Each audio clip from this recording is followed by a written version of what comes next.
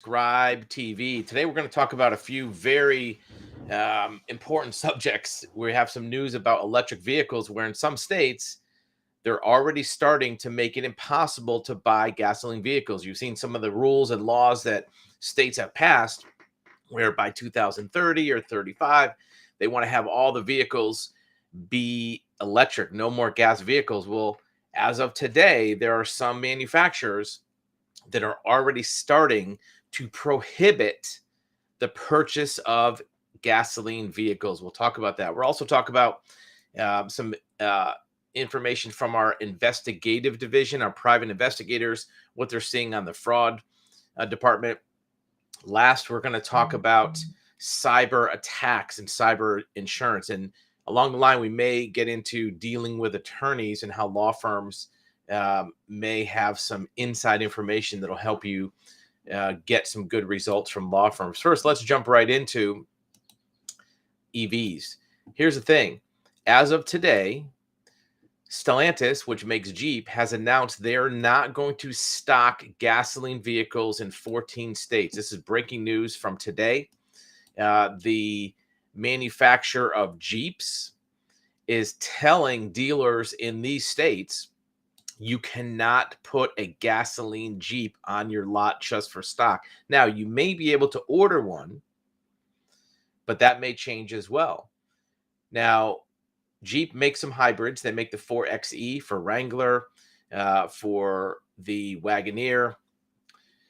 But if you want a pure gas vehicle, you're not going to find it sitting on the lot. You have to order it, which means you're not going to be able to test drive it. You're not going to be able to evaluate it. You just have to trust that it's going to be the right vehicle for you. This is probably going to migrate to other manufacturers soon.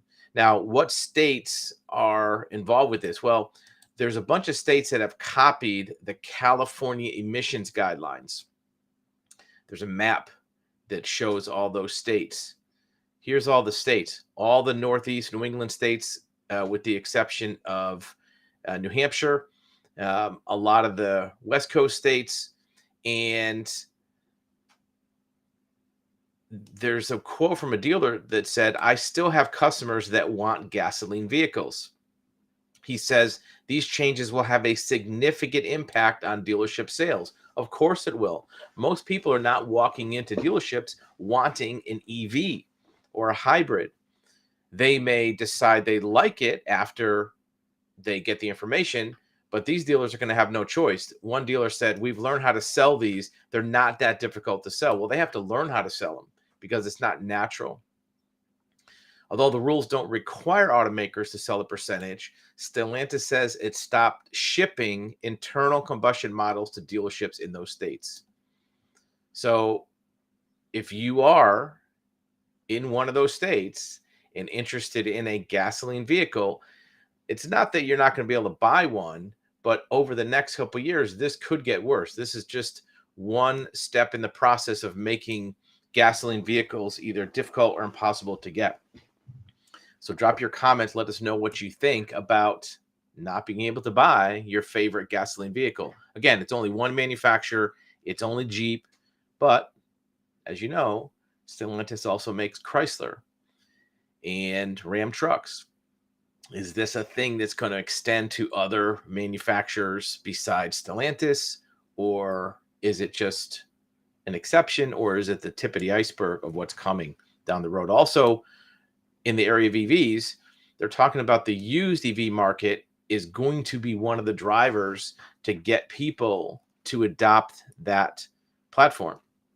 Many people who are looking for a vehicle, their decision on what vehicle to buy comes down to price. If they're in a price range of $10,000, $15,000, $20,000, there's no new vehicles you can buy. Even if you wanted to buy an EV, there's nothing that's really available in that price range. So as more electric vehicles become available in the used EV market, you're going to see a faster adoption of that particular mode of transportation. Some people who are buying used vehicles of any type, they're doing it for budgetary reasons. You can't afford a $40,000 or $50,000 new car. In fact, That's the average price of a new car right now is $48,000. At the current interest rates, a monthly payment on a $48,000 car is roughly $1,000 a month, right? So there are some people that can afford $1,000 a month, but many people cannot afford $1,000 per month for a car payment. If that's the case, they have to look at used because there are plenty of really nice used cars in the $20,000-$30,000 range, or even less, even in the teens. But how many of them are used? Well, now you're starting to see more used EVs coming into the marketplace. So now it's an option for some buyers, and they're saying that's what's going to be an accelerator of that process because many vehicles that are sold are used, and that's going to be something which has an effect on how many people, what percentage buy electric vehicles. So next, we're going to switch over and talk about a different subject right here after a quick break.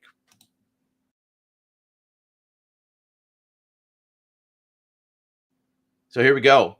One of the things which is um, a really important factor for people to consider is retirement. According to surveys and evaluation of financial accounts, there's a warning sign over 401ks, which is the largest percentage of how people save for retirement. According to the survey, the average balance in savings plans was just over $100,000, 112. A year ago, it was 141. That's like a 20 or 30% drop in what's in 401ks. Now, what made that happen? Some of it is less funding of new 401ks. Some of it has to do with maybe people pulling money out of their 401ks. In the economic environment that we're in now with higher interest rates, inflation, some people are starting to pull money from their 401k because they need it for everyday savings, they need it for or everyday expenses, they need it to pay unexpected bills. Maybe their grocery bills and gas bills have gone up because of inflation, so they need to start pulling money out. In some cases, there's housing factors that go into it. You may have people who need to move because their rent went up. Well, now you're going to need money for security deposit, first and last, that kind of thing. One of the quotes that came from this is Vanguard participants average account balance decreased by 20%, driven primarily by the decrease in equity and bond markets. So that's another factor. The amount that you have in your account is also based on the value of the stocks. And in this case, the stock market has decreased, so the underlying equities went down. And that gives you what's called the negative wealth effect. People don't feel like they have as much money, so they're going to spend less, and that'll also hurt the economy and what people are willing to spend. It's kind of a doom spiral. So if people have the impression they have less money for retirement, they're going to spend less money, which means the companies will make less profits, stocks will go down even more, and it just kind of goes into a spiral. Plus, people pulling money out or pulling money out from their 401k and putting less money in. So as a quick little diversion from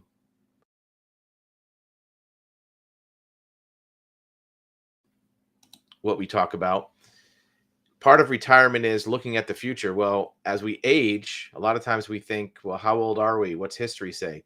Remember the movie Back to the Future? Well, that movie came out in 1985.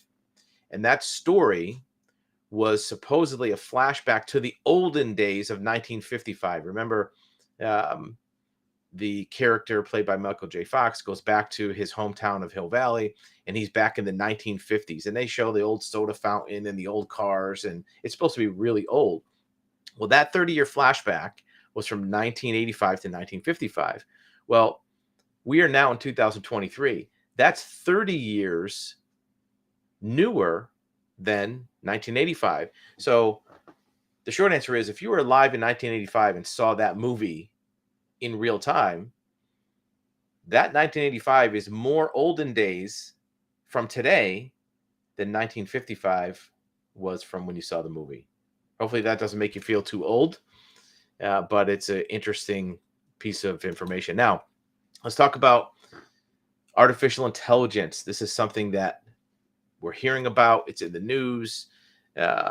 Every company that you interact with has some form of AI. It may be a chat bot. It may be their website gives you automated information. It's getting away from the ability to talk to real people.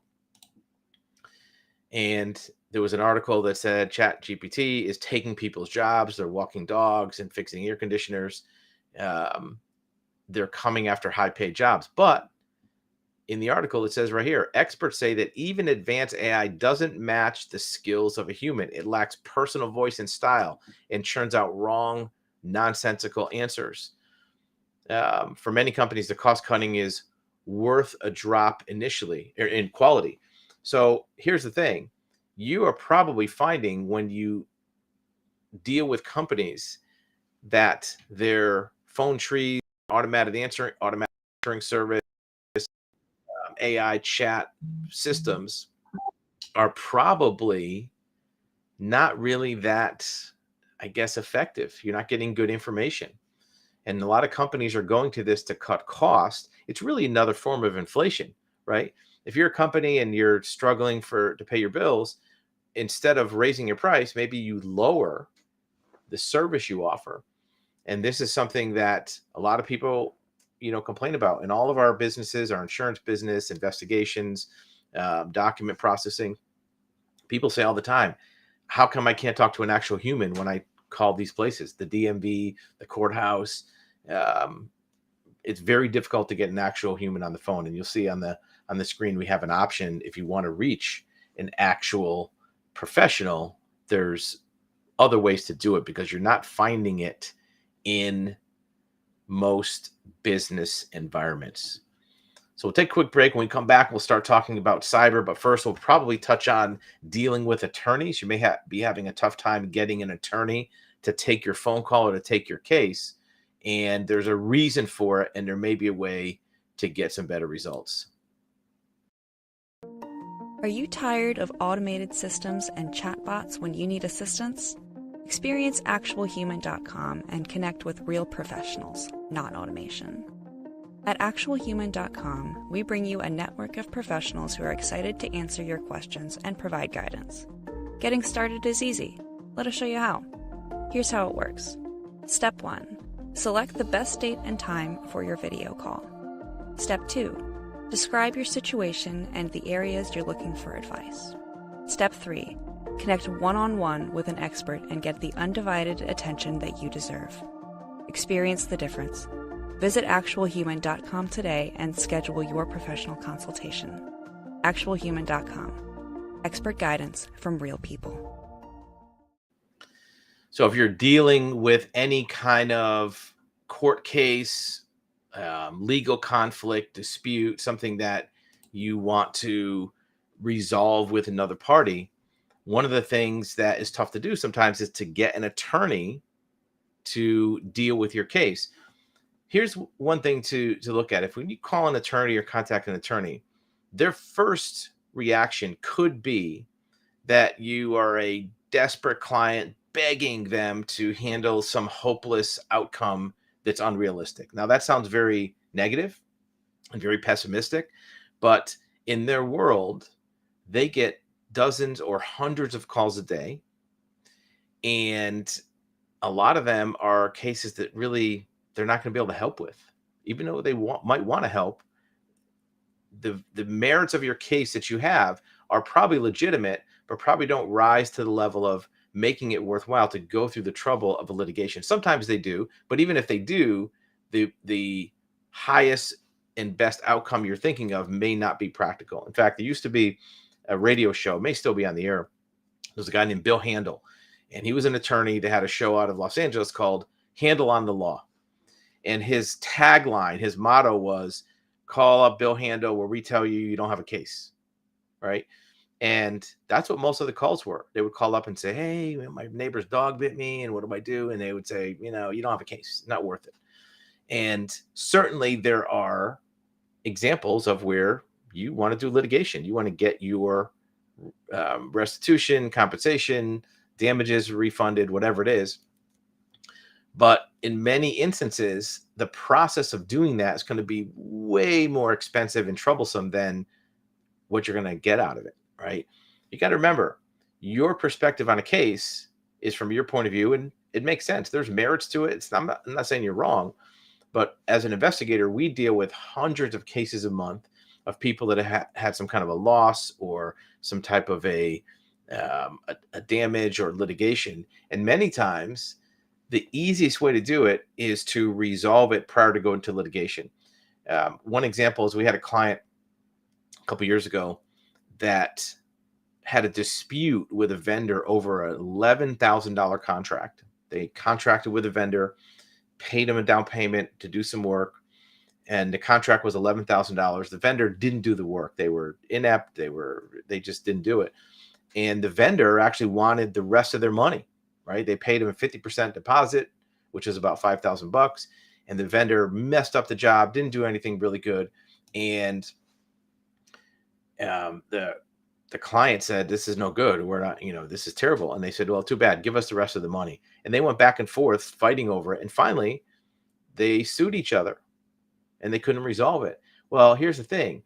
Each party spent over $100,000 in legal fees to litigate this case, and the client turned out to be right.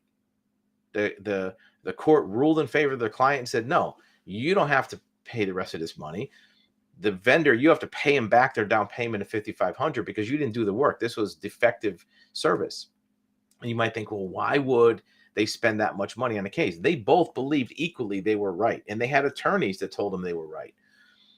The other reason is the contract specified that whoever lost the case had to pay back the other ones for their legal fees. So they both dug in their heels and went through the time and money. Now, the client that won got back their legal fees, $110,000 something dollars. But here's the thing. There were some exceptions to what legal fees could be paid back. There was some travel costs, some, entertainment costs, some meal fees, parking, and there were some legal fees that were billed that were determined not to be relevant to the case. So the client was still out a few $1,000s. More importantly, they had spent a year and a half going through depositions, testimony, discovery, all the process of doing a court case, and all the time in the trial. In hindsight, they would have been better off just paying the $5,000 and walking away from it. But most people don't do that out of spite. It would have been much better for the clients to come to some kind of resolution. And think about the one who lost, right? The vendor. They lost their case and they had to pay $100-something thousand in legal fees to the other side, plus whatever they paid their attorney. So they were probably close to $200,000 out of pocket over a $5,000 case. And you might think that sounds stupid, but people do it all the time. Many times you've heard this phrase, I want my day in court, right? People want their day in court out of spite. They want to stand up in front of the public and say, here is what happened. And they want people to believe them and back them up and have their back and prove the other side wrong. Well, sometimes that's an expensive thing to do. If you want to just prove somebody wrong, you can do it, but it may cost you some money. So dealing with an attorney, it's about getting them to see why you really believe in your case and that it's going to be worthwhile. Because look, even if they win, they don't want to have you go through the trouble of dealing with something that in the end is not going to be beneficial to you. And, they see the end results all the time because that's what they do for a living, is deal with these court cases. So when we come back in a second, we're going to talk about cyber attacks and why this is a very fast changing risk environment for businesses and even for consumers.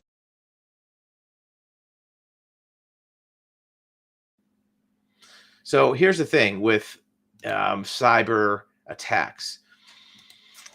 One of the greatest risks to a company is if you lose your access to your computers. Think about what would happen if your um, computers at your company were all not available and your accounts receivable were down, your sales system was down.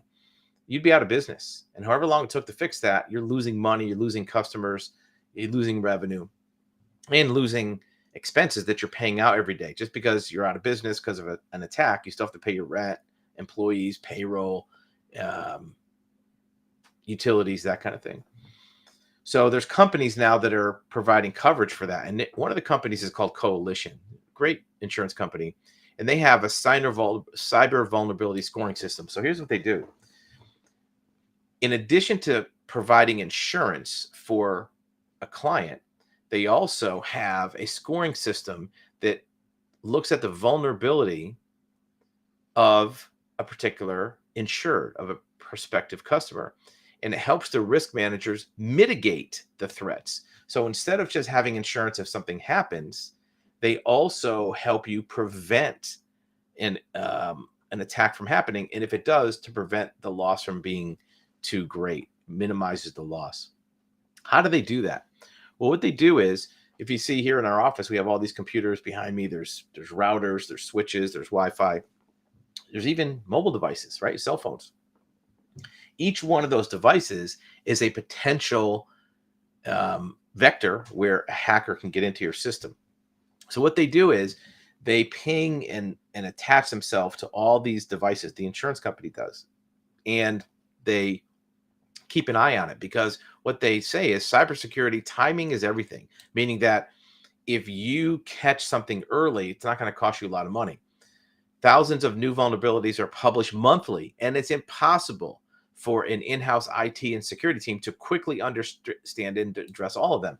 Even if you have a full-time in-house IT person, security person, they're not going to know about all these hacker attack methods around the world, right? Because you're just one company. You have to wait for that attack to hit you for you to know about that one. However, insurance companies, they see it all because they insure all these companies.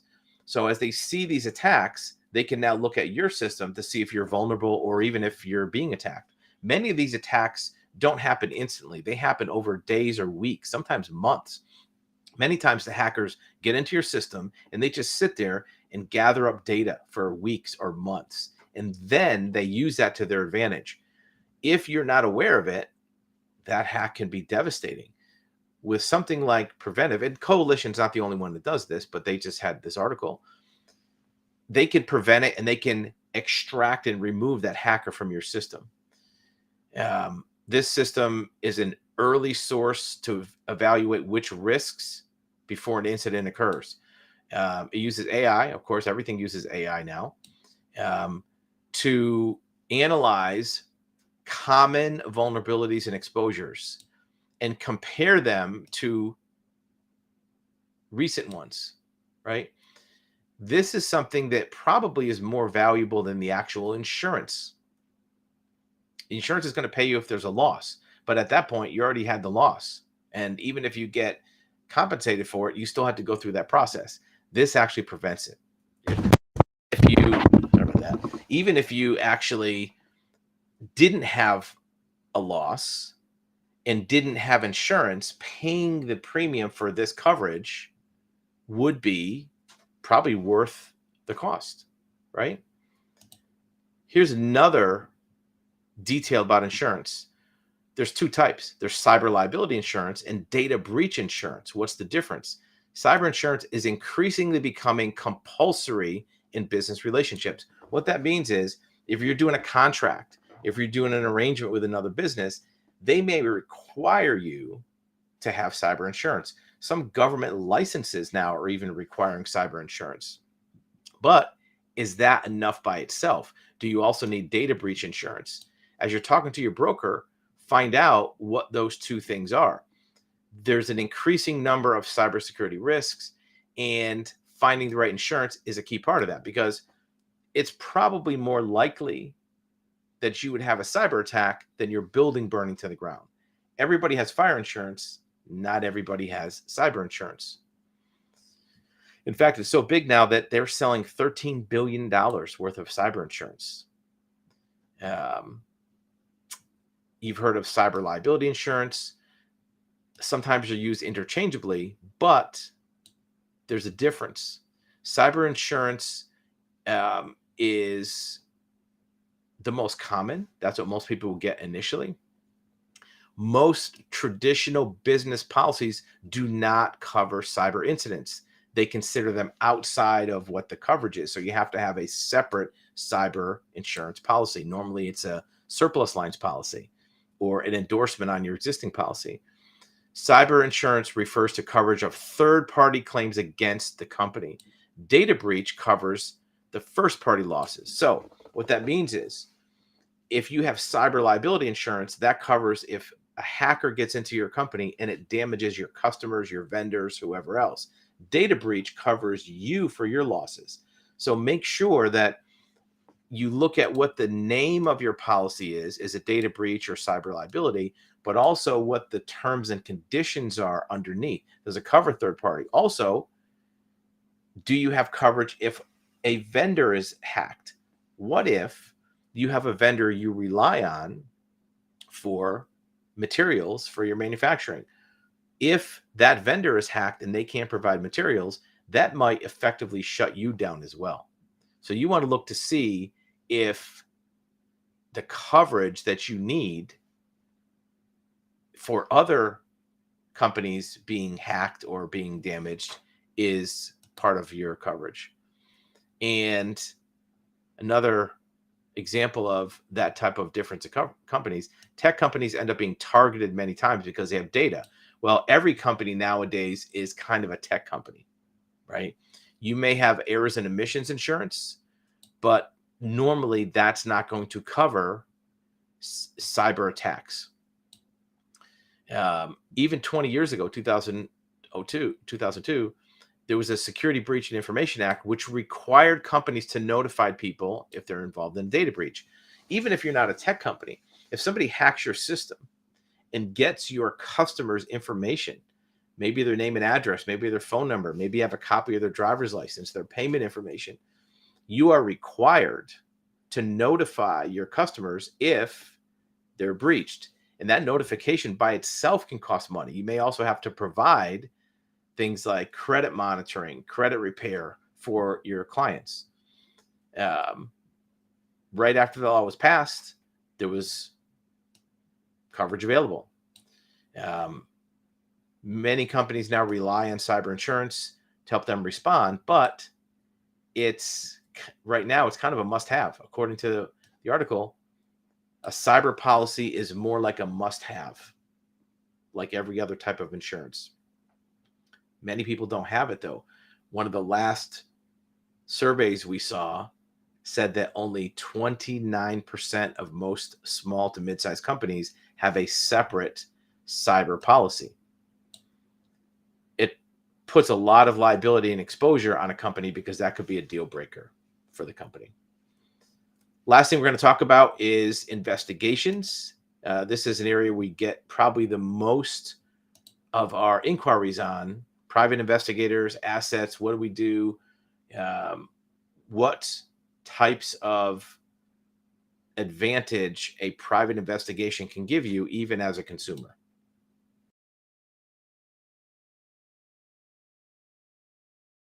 So let's say that you are a small business or even a consumer and you don't think you might need a private investigator. You probably didn't wake up today and say, I want to hire a PI to do something.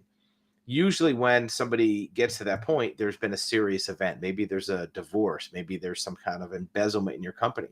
However, there's things every single day that private investigations can help prevent losses or help give you an advantage.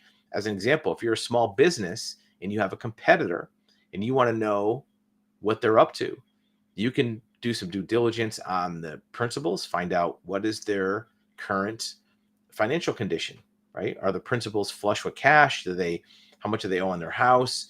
Do they have money in the bank? Did they just buy a new car? That can give you an idea of what they think their growth is going to be. Did they hire new employees, right? Are they doing new contracts with providers? Maybe they're contacting your customers, right? Did they put up a new website? Even though you probably observe some of your competitors, you probably don't do a deep dive on what they're doing. It's kind of like, general in the army wanting to know what the opposing troops are doing. You can see with your own eyes what's in front of you, but behind the scenes, do you know about, are they doing new leases on more real estate? Maybe it's the other way. Maybe they're contracting. Maybe they move from one office to a smaller office. That might be an opportunity for you to spend more money to try to do a kill shot to maybe capture some market share. At the same time, if you are a business and you're looking at vendors that you're going to rely on for delivering product, you might want to look at the vendor to see, are they financially viable? Are their principals in good shape? Are they going through divorce? Are they being sued by other clients? Are their finances stable, or do they have things like invoice factoring, accounts receivable factoring? That could give you an idea that maybe they're living paycheck to paycheck as a company. Are they shedding employees? Looking at things like, what is their average employee census? How many employees do they have, and how long have they been there? If they have 11 employees, but they've all been there less than a year, that's different than having 5 employees that are all longtime employees. So getting a sense of the health of your competitors, your providers, even your clients that you rely on for payments, you want to know where they stand. Maybe your client is looking at competitors for replacing you. You can find out if they're contacting competitors to maybe negotiate a better deal. Maybe they're trying to negotiate to replace your contract with another provider. These are things you want to know because your business is reliant on both your suppliers and your vendors. Maybe key employees. You want to know if there's any financial challenges in their life to make sure that you can support them. They're not going to be in a position where they're tempted to do something bad to your company. There's a lot of things where having that business intelligence can give you an advantage over your competitors. What about on the personal side? Well, every single day you interact with people that have more of an effect on your future life than you might imagine. Even people like landscapers, contractors, babysitters, dog walkers. You want to make sure that are these people honorable? They have any criminal records? Look, we've had cases where a landscaper was stealing from a relatively middle-class house on a regular basis because they had some personal problems, some narcotics problems, and they had a past history of larceny and burglary. Do you want that person in your yard, seeing all your stuff, seeing in your windows what kind of things you have? We had another client who, on a regular basis, was using a contractor to do minor handyman type stuff around their house, fixing moldings, changing out locks, doing doors. Well, come to find out, this person was currently under indictment for home invasion. And it was in another state, so it wasn't in the news. Do you want that person in and around your house, around your family? So there's a lot of reasons where getting some intel on those around you, those close to you, is important to protect your safety, protect from losses, or even just to pick out a better provider of service. Because somebody who has those kind of background problems is probably not going to be somebody you can rely on in the long term. So for private investigations, there are many other uses. There's things you can get answers to. Sure, there's a lot of things you can look up online, and you should do a lot of it yourself. But if you do need more deeper investigation, think clearly about who's in front of you on a regular basis that might be a potential threat or a potential opportunity to advance your finances or just create a better sense of security around your company or your household. Perfect. So thanks for another episode at Describe TV. Do these once a day during the week. Subscribe to the channel, and we'll see you on the